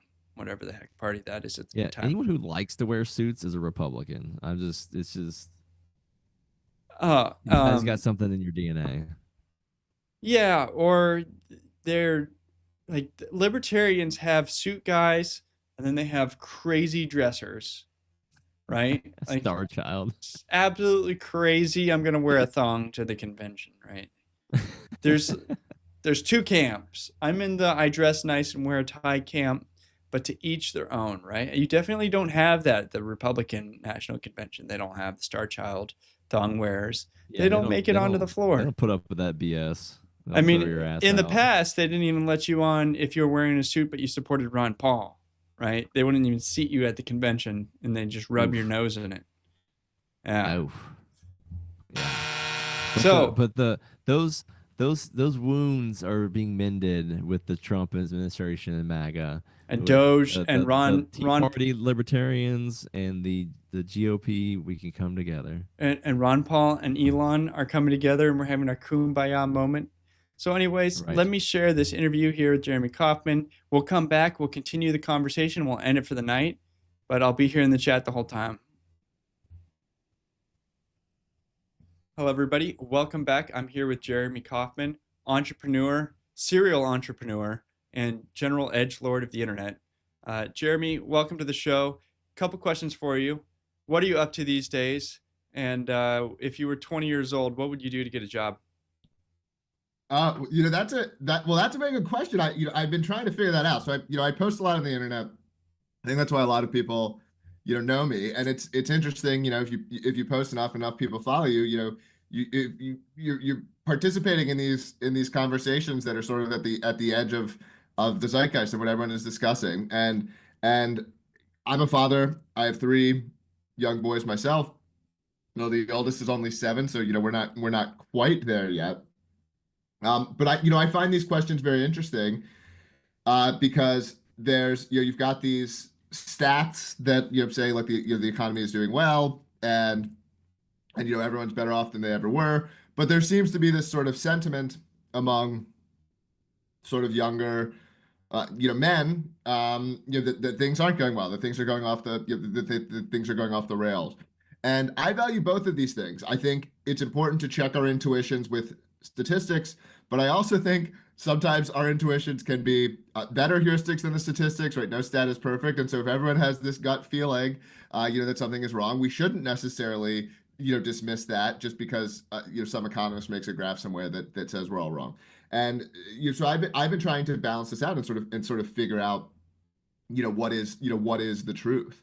I haven't been participating in the job market that younger men are participating in, for some time. And for most of my life, although I have participated in job markets like that as a younger man, I've been entrepreneurial. I started my own companies. I started my own, I started my own kind of things. I will say that I think that like younger men should not rule that out as a possibility. If there's this feeling that things are messed up and that things are unfair, that is actually often an opportunity for entrepreneurs. Like there's this argument that women are chronically underpaid, and sort of the classic economic or libertarian answer would be, well, you go start a firm and hire all the women, right? Like if women are just paid 20% too low, like you could make a lot of money by starting a firm and hiring a bunch of women. So I think like if it is true that DEI or whatever, there's this sort of systemic mispractice or and I think this is possible. I would still look for things that are within. I would encourage people to look what's within your sphere of control. How can you take it? How can you benefit from this situation? How can you take advantage from it? What's within from your view? Because if you can't fix an entire system, you can only do you can only act from sort of what's within your view, what's within possibilities for you where you are. And so to me, I'd say, hey, look, look, if the more that you sort of talented people are being undervalued or whatever, like the more it does make sense to be entrepreneurial. So I would say that's one thing to consider. Obviously, there's this discussion about one of the if I'm talking too long, cut me off. But there's also this argument around should younger men be going into the trades versus should they still be pursuing college your college degrees. Are these institutions, because I think a lot of this is this feeling, I think, that it's not just about money, it's that these institutions of prestige, like a college professor might make even less than the Chipotle manager or whatever, but it like we all feel, even though we in sort of our circles we may have disdain for the academic, I think at the same time there's this feeling that the academic is like this prestigious position, and these positions have been closed off to right-wing men, right-wing white men, or whatever, and the academies would be like one example of like many institutions, right? Like so that so there's this and so there's this sort of like tension or inconsistency or this argument about should right-wing men be trying to recapture these institutions? Do they need to be built parallel or new institutions, or do they need to drop out of the institution? Should they not be competing? Should they go into trade? Should they go into blue-collar jobs? Should they, and my guess is that the answer is all three. Like that's it. If every single young man was doing just one of those, that would be worse than a mixed strategy where all of these things are being pursued. I don't know that there's a strictly correct answer there. So that's my sort of rambling, discussion of all of these things that are sort of all jumbled in my own mind. I spent the last couple of days arguing with people on the internet about this stuff, but I don't have the strongest opinions here. Oh, sorry, we lost you there for a second, Jeremy. But you said a lot of great things. I want to bring up another, and that is, where would you be if you were maybe 15 or 16 in terms of figuring out yourself and what you're capable of? Like, would you take an IQ test? Would you take a personality test? Where do you start? Where's round zero? I do think that's good. It's important to be like realistic about one's abilities, so cannot like if you are struggling with school or you're struggling with these things, then realistically you're likely not destined for these kinds of things. I think even in terms of entrepreneurship, like there's sort of different scales of it. I think someone of even completely average, like completely mean intelligence can succeed as an entrepreneur, but that probably looks different, right? You're more likely to be the type of you might do a trade, you might have a small business. Whereas if the more you get to the right of that intelligence spectrum, the more you can, potentially do world-changing things. But even there, it's more than just intelligence. Like this idea that it's just intelligence, I think it's clearly, it's clearly about sort of quote grit, or even creativity. Like which is obviously like adjacent to intelligence, but I will say like in my own life, like my own business success, like often what has contributed the most has been sort of like one weird trick type things. Like obviously there's a lot of hard work involved too, but if I look at, like sometimes it was like 10 minutes of insight, was actually more valuable than like weeks of effort. At least there are times where that, that's happened. And so the more that you've done these kinds of things in your life where like I can point back, to even when I was a child already, I would find, weird hacks in video games that other people didn't see. I can remember even as a teenager, I played this MMO and they had to patch the game because I found something, that other people didn't see. And there is a decent amount of entrepreneurship, especially when you're doing like large things where you've got to kind of believe that you saw something that all these other people didn't see. And you've got to have the confidence to follow through on it, right? Like if this is kind of counterintuitive, but if everyone tells you your business idea is amazing, it's probably not. Right? Because if it's so obvious to everyone that it's a good idea, like someone probably would have done it already. So like a lot of the best business ideas, are actually going to be kind of contentious because people aren't going to necessarily believe that it would be possible to do it in the first place. So there's a weird sort of counterintuitive. Again, and I'm talking about where you're trying to do like really, really ambitious things. So, I think it's about like, what do you want in your life? How ambitious are you? How much are you motivated? Like, to do these kinds of things. It can be an unpleasant life. It can mean working really hard. I don't work as hard as I used to be honest, but during my 20s, I was quite a grinder, and I would work like, I was coding like nonstop, spending all of my time like coding this, initial product in this initial company. And it was a lot of work, and it paid off for me, that I invested that. But it's not like I could have just gotten a job. I made a very small, the first 18 months, or really 18 months to 2 years, I made very little money with my first successful company. And so I had a degree in computer science, and I had friends who they made 5, 6, 10 times as much money as I made, the first year or two when I was starting my company. And so that can be hard. And of course, it's not even a given. It wasn't a given. Like that could have been, if you're going to do that kind of entrepreneurial thing, it's also, you might lose 2 years of your life, and it might not work out, and you have to be okay with that kind of thing. I think going into it. And so in terms of understanding yourself, like where are you on that risk, profile? Like to some extent, startups, you are like, quote, gambling a bit. I think the most successful person, it was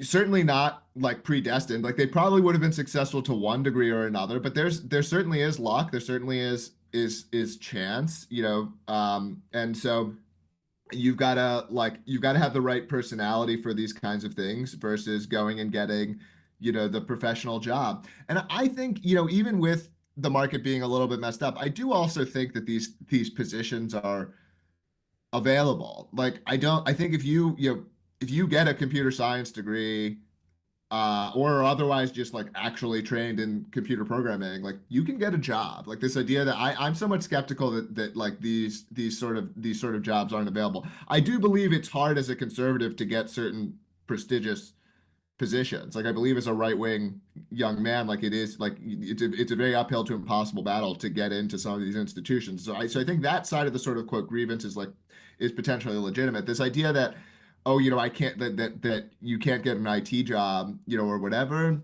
I don't know. I'm open-minded because again, I'm not personally experiencing these things. I will admit that I'm skeptical of this claim that like you can't get a job in IT as like a 25-year-old man with a degree in some sort of computer engineering field. But I'd say there might be situations where you're elbowed out of the room for your skin color or your height or because you're ugly or whatever, right? But it's a big world, and we're here in America, not in sub-Saharan Africa, right? There's a million opportunities that you could either create yourself or apply yourself to, and dirty. Yeah, there's a weird paradox here, I think, or again, a tension where, like, individually, what's best for you is always to believe that things are within your control, right? So even if the system is messed up, it doesn't make sense to like harp on the system being messed up because the system is outside of your control. And so you only can control how you interact with the system and the decisions that you make. It can also be true that the system is messed up, right? So and so both these things can be true. And so I think like people who have this feeling that so I think we should give these people space to recognize these things and to say these things. Hey, it's messed up that you can't get these jobs, or that there's discrimination, even if it's only in the past, right? Even if literally today, like all the DEI stuff, all the woke stuff, all of it like literally ended, and I don't think that's happened, but even if that were true, you still have these sort of past, like, a bunch of the managers, a bunch of the people doing they got these people at FANG companies, whatever. I'm sure there's a bunch of people who are mispromoted. I know people who work at Google and Facebook and all these companies, and like I've definitely heard about the internal culture, and I think there has been sort of either pro non-white, which is kind of equivalent to anti-white if you think of discrimination in these places, and even if again they fixed it tomorrow, like there's a historical nature to this that there's still going to be an impact to. And so I think it's okay to acknowledge this kind of stuff, but people can't, it's a mistake to like make it your personality or to believe that these external factors are stopping you from achieving success. Like that's just not a healthy mental pattern to adopt. It's always healthier to believe that, to look for what's in your control and to look for what you can do, than to kind of believe that things are impossible, or the game is rigged or this kind of thing. But yeah, I agree 100%. But also the advice that boomers give out isn't always helpful either. Like when I was looking for a job, my dad told me to print out my resume and go knock on doors.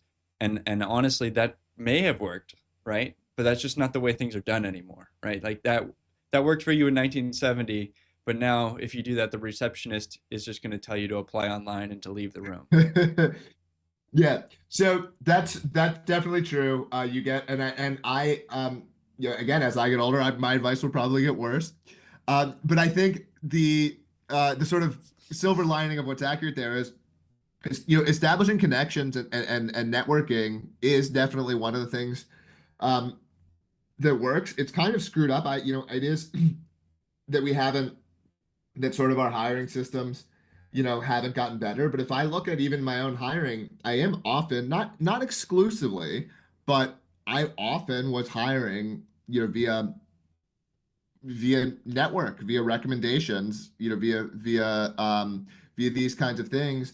You know, I've hired, I don't know, 50 to 100 people in my life, and I'm just talking about like for software engineering jobs, not other types of hiring. And like often that, definitely the majority of those were not sort of come in the front door, you know, I got a resume emailed to me. I have done that type of hiring, but I've probably done as much or more the other type of hiring where it's via a network, or, you know, or it's via these other kinds of means. And honestly, the first type is often better. It's hard to like, you know, I don't know. You know, on one hand, I don't know how that could be true because there must be all these good people out there, but finding people purely via resumes is hard. And so you know where the sort of go in and meet them, like the part of that that's correct is like if you can establish the personal connection, you're going, whether that's like going to meetups or working your peer group or working your college friends or like, or you know, even a hobby. Like I play I play ultimate frisbee regularly still, and at one of the games, probably because it's the time of day that it is, like it's basically everyone who goes to this game is an engineer. Like they're all either software engineers or they're mechanical engineers, and because this is like who else can go play frisbee in the middle of the day or something. and like, you know, those are people where like just from a sort of social relationship, I know that, like I could get someone placed at an internship at like some of these companies just because I play sports with these guys, you know. And so it's, you know, making personal connections, I think is you know, like getting out of the bubble, like making connections in some way, like, you know, can be also a good thing to do. All right, that's a good natural ending to our topic. Is there anything that you're working on right now that you'd like to share with our audience before we go? I'm working on something new. It's very preliminary, and I don't even know how to explain it. But if people want to just give me my email address for no reason, they can go to aristless.net and put in their email address, and I'll tell you more about it as it develops. It is kind of related to these problems, but it's so early, I don't even know how to explain it. I don't want to waste people. I don't want to try now. If people liked what I had to say, I'm gonna hit 200,000 followers on X in the next I don't know, month or two. So if you wanna, you can see me on there. I post on there too much. It actually stops me from getting things done. So maybe someone can coach me on how to not go to that website so much. Yeah, I post a lot on there. If you like what I have to say, I'm saying things on there all the time. So give me a follow on X. All right, thank you so much for coming on, Jeremy. I very much appreciate it. I will put your link to that website in the show notes so that everyone can quickly find it. And I hope you have a great rest of your day. Thanks, Brian.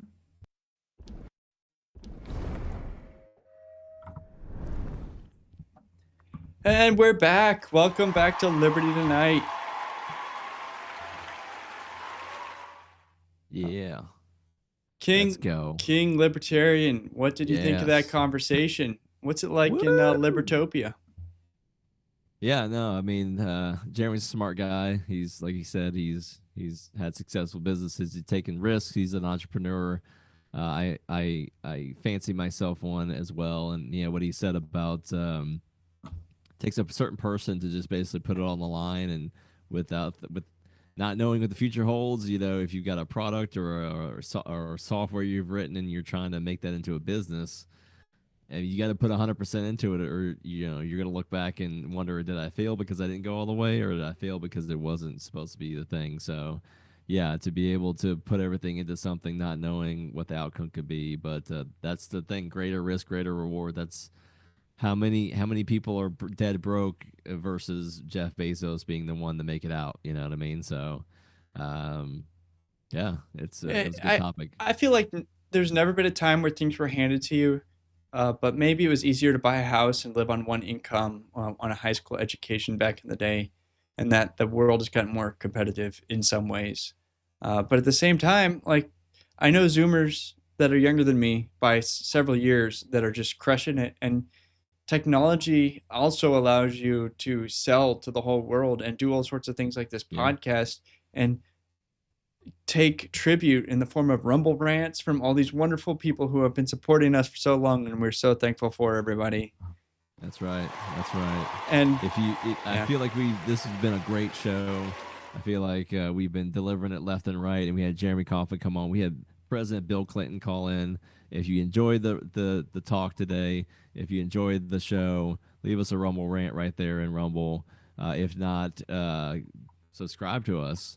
$5 a month, you get a cool little tag, you get highlighted in the chat, and come hang out with us. So, yeah, pay tribute to your king, peasants. And just to go back one little moment to the labor shortage or like diversity or DEI causing you problems, like, so what?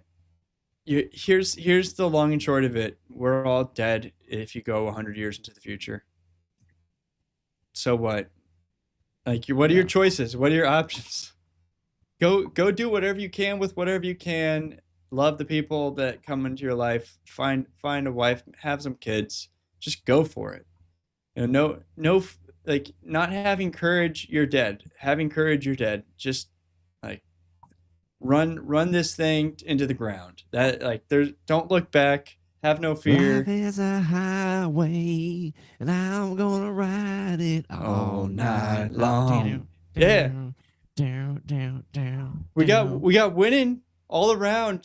This is brand new news. While I was on Twitter, while that was playing, Steak and Shake to use 100% beef tallow. Is this real? Yes, this appears to be 100% legit. By the end of February 2025, all locations will use all natural beef tallow. They were the first ones to do it. Yeah, a lot of talk, a lot of people talking about it online. They're going to be the first ones to actually come through and do this. That's pretty cool. Man, RFK is not even the health secretary yet. There's results already. He's I know Trump gets already a lot of credit for a lot of winning. things moving, but this is all RFK. This is all RFK right here. So, Steak and Shake. I don't think I've ever eaten there. I don't know when the last time I saw one, just like on the side of the road. So maybe I don't live in the right place for Steak and Shakes, but I'm willing to try it if I can. I haven't been there. I don't know if I've ever been there, but I am willing to try it. I will find one. I bet there's one near me. I'm not much of a fast food guy. I'm sorry, guys. Anyone in the chat? Have you had Steak and Shake? What should we get if we happen to come across one of these legendary locations? They just put a Steak and Shake inside the Buc-ee's. Let's get this partnership going. Yeah. I'm on board with that. I'm gonna try to go kind of rapid fire for the rest of the evening. Return of the King, Daniel Penny in the subway. Yeah. Take your rightful place in that throne, King. That orange plastic throne with what looks like stab marks on the cabinet in front of you. I wouldn't go back in a subway if I were him. I mean, you beat it. You beat the boss. You cleared the level. Like, you can go back into the subway whenever you want. No one's gonna touch you. Because they know what's gonna be popping. Like, dude, the fact that he's just chilling, reading a book on the subway, like nothing happened. He's just the happiest little lamb. Legendary. I hope him and Kyle Rittenhouse do something together. We have to come up with a good title for it. I don't know how to build a dam. I don't know how to build a dam. I don't know how to build a dam. Pussy.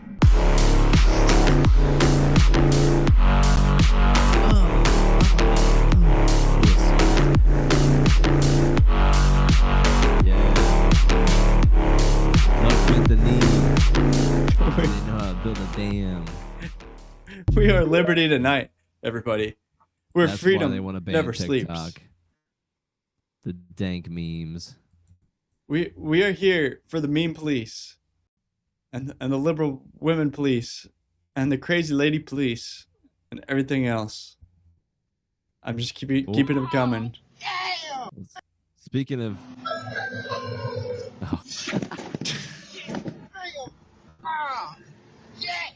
dude, Damn, young boy, you all right?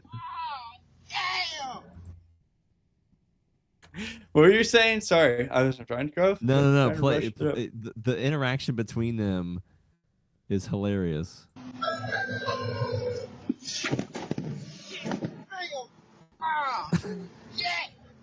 Damn, young boy, you all right? Damn, boy. You been drinking on the job, yo? I got your box. Oh, damn. Oh. I got your box. I got your box, guys. Hey, you know, I appreciate the dedication. I feel like if Jeff Bezos saw this video, he would be proud of his Amazon employee. You like a guy that trips with a beer. You held that package in a suitable manner to which it did not get damaged. That's a kingly move. That's a god tier move. So good on you, and I hope your hip recovers. The Biden administration first approved sending trained shooters into West Coast forests to kill up to 450,000 barred owls, just to save the endangered spotted owl. We do know that they are currently doing this. And $1.3 billion to go shoot owls. I would love that job. I would absolutely. $3,000 an hour. What you seriously? What, kill 5 or even 10 a month? You'd be math, making some bank. You don't understand the math. I'm gonna administer it. You give me $10 million. Then I spend $50,000 paying somebody to go out and shoot owls, and then I keep the rest of the money. And that is how this works. Oh, but it's a no bid contract, right? You have to be selected. And also, like, how do you prove the success for the money, right? Like, do you have to turn in the dead birds or not? If you just say, well, I sent hunters out there to shoot them and they shot some. Yeah. And now I got to keep the money. Are there serial numbers? Are they tracking these things? How many did you shoot? I don't know, but I spent the money. And now I invested it with Nancy Pelosi, and we're rich. Yeah. So this lady got scammed by a fake Brad Pitt. With the worst photoshopped on these things. The most unbelievably bad photoshopped pictures. This one, he looks constipated and says, "Anne, I love you." What? What is around his head? Yeah. So yeah. Essentially, like you said, this lady, it says like 800,000 pounds or euros or pesos or whatever they're using over there in Europe land, not dollars. But yeah, Annie, I love you. Yeah, basically was scamming this lady, saying he needed hospital bills and that she comes. Who is it? His ex. What the heck's her name? The weird John Voight's daughter. His ex-wife. I don't know. I don't remember. Catherine Zeta-Jones, Angelina Jolie. Angelina Jolie. Yeah, Angelina Jolie beats me. Come help me, Annie. I love you. Here. Let's. Hey, this is for the whale on the end. You said you have 5 kids, but have any of them popped out yet? I just want to know if anyone else thinks the third guy looks like Sid from Ice Age. This is for the lady in the brown. You have 2 sugar daddies and couldn't get your teeth fixed? This is for the guy in the maroon shirt right there. When you're done mopping the floor with Mr. Clean over there, you come get yourself a Wonder Mop. It looks like you're the mop and the bucket, fat bitch. Looks like you're good at math. I'm good at math. Looks like it. Yeah, well, I know that you look like you weigh about 250 pounds. This is the comment for the chubby girl generous with all the way on the 250. right. You might want to get one of these because your hairline is kind of messed up. Comment is for the guy in the green shirt. Can you tell the audience how Mars look from here with the glasses? See, okay, bring that back too. All right, we need Jerry. We need the Springer Show back. We already got Tim Allen. We got space chopsticks. We got Trump back in office. Things are just. It's going to be happening, everybody. Bring it all back. Okay. Bring back the good old days. I want one more meme, and then we'll do Peasant of the Week. Guys, I love this video. I don't want to skip a show without showing it to you. It's a dog peeing on a truck.